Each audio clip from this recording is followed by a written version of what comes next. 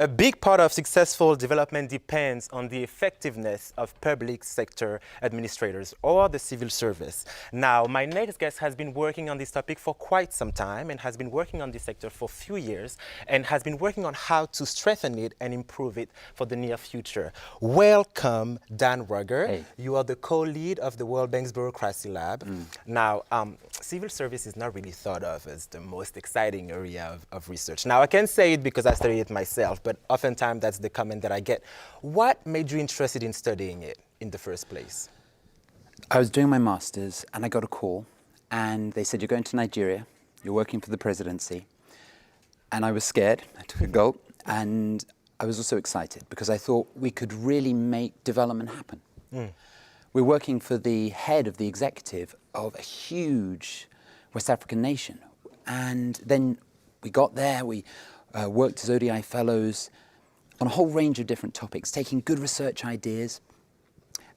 And you realize that it's vital to have good ideas.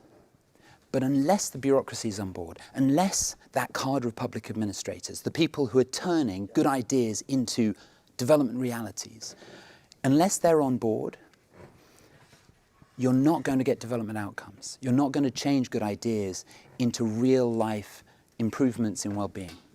And so it got me hooked. And once you get hooked, you see that it's actually the greatest show on earth. It looks incredibly boring, but that's why it's so exciting. You kind of peek behind the curtain and you see the politics and the fights, good and bad, for trying to get these development outcomes to happen. So since then I've been working on it because I think it's exciting. So that's how it all started. Yeah. Can you tell me then, why is an understanding of bureaucracy so important to the World Bank's work, especially to our twin goals of eradicating poverty and sharing prosperity? So firstly, so many of the World Bank's projects are working with government partners. They are actually critically dependent on government partners enabling us to do work in the developing world. And so if we don't have capable civil servants who really want to work with us, projects are just going to fail. And so if you look across the portfolio of the bank's projects, when you've seen a fantastic impact project, so often if you scratch behind the surface, there's a set of really hard-working, capable public servants behind them. But then beyond that, if government wants to implement its own policies, if we want to take the best ideas from around the world and put them up to scale, then you need a machinery, and that machinery is government. And the nuts and bolts of that government machine are the public officials making choices every day that determine whether the bank's policies or everyone else's are actually turning into good development outcomes. What do you think is the World Bank's role in getting to, I guess, a better understanding of how governments are being effective when it comes to civil service? The World Bank has long had quite an important role in sort of advising countries on how they should be formed or how they should be shaped. We're often seen as the people to come to. And for a long time, that was quite theory-based. Now, what I think is exciting about now and in the future is that we're changing from theory-based to empirical-based, sort of using numbers, measurement, to try and understand why the government isn't working as it should.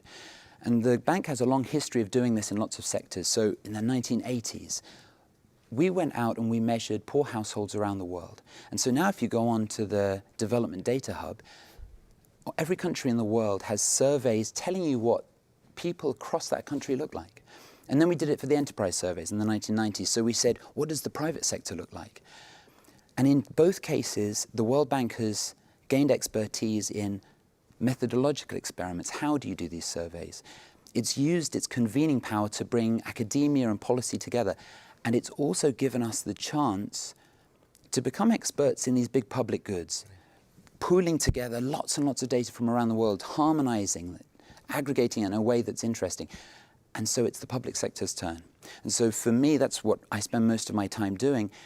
I think we can now move into measuring the public administration, measuring how the public sector works in the same way we've done citizens and households, the private sector, and now the public sector. Now, I'm from West Africa, and I know that you've learned a lot in that region, especially in Ghana.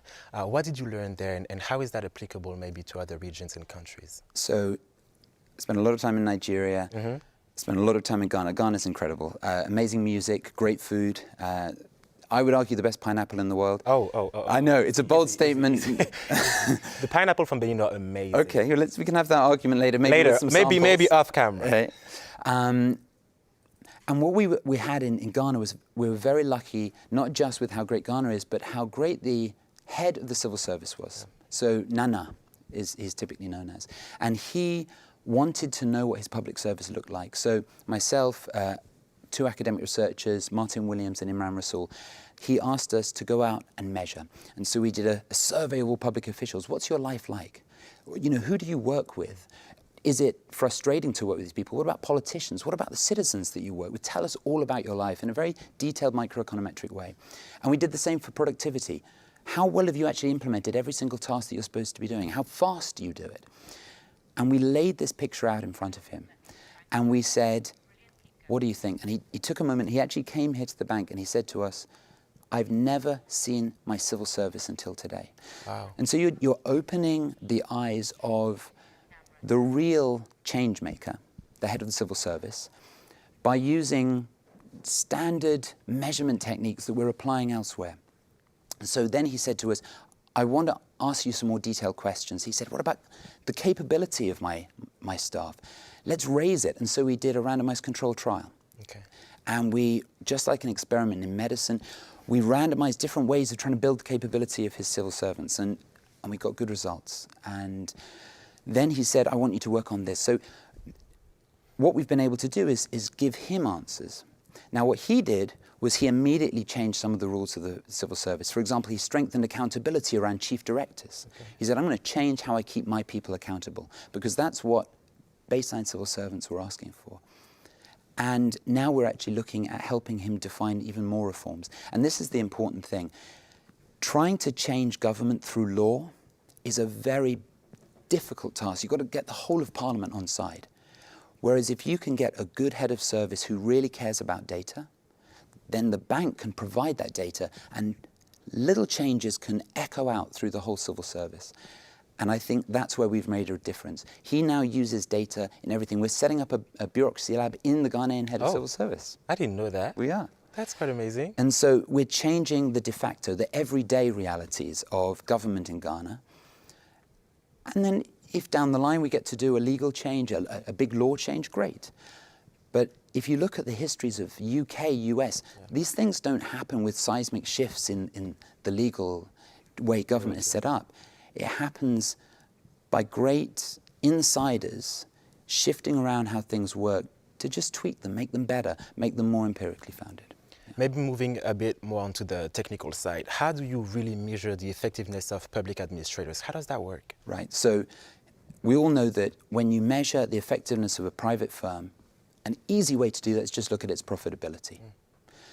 We don't have the same measure in the public sector. You wouldn't want to, because the cost of sending someone to school, or maybe the price of that individual benefiting from school, doesn't reflect all the externalities, all the great things about public goods, which the public sector provides so many of. So what we do is we break it down into lots of pieces.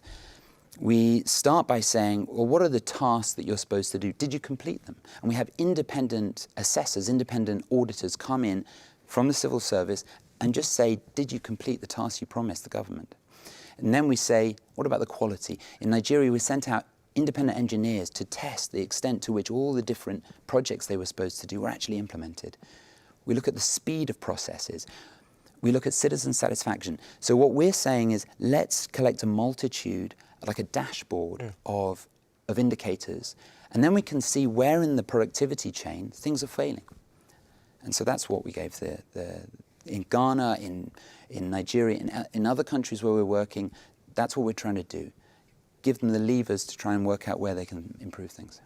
Thank you so much. And maybe one last quick question. Where do we go from here? What's next for the Bureaucracy Lab?